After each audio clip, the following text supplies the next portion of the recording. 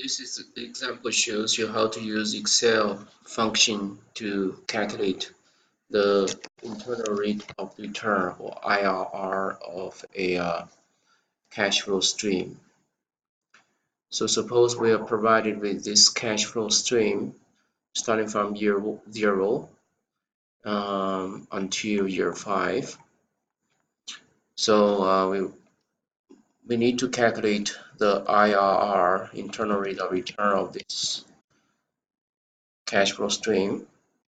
So we can just input equals IRR, then arguments, say the values. So we start from the current cash flow year 0 and press the shift button on your computer and pull the mouse all the way down to the last year's cash flow. So those refer to the values, cash flow values. And for gas, for the second argument here, we don't have to do anything for this specific problem because the cash flow changes sign, the cash flows change signs only once from negative, the current year's negative cash flow to positive cash flow.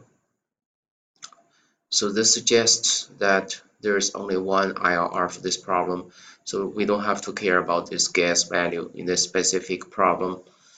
If the cash flow stream changes sign more than once, then sometimes we have to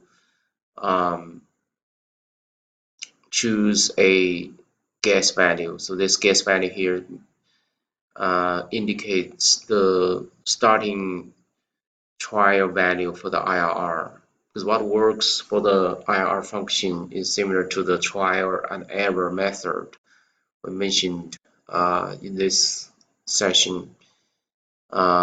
Excel just tries out a bunch of different values for the IRR, starting from this gas value and then until it converges.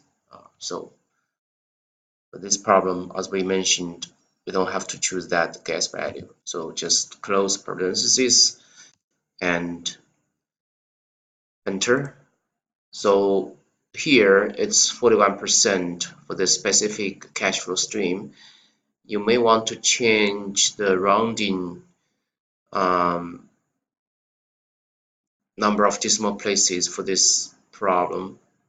Right now it's 41, but if the problem asks you to keep 2 decimal places, then you have to do the change in order to match that requirement.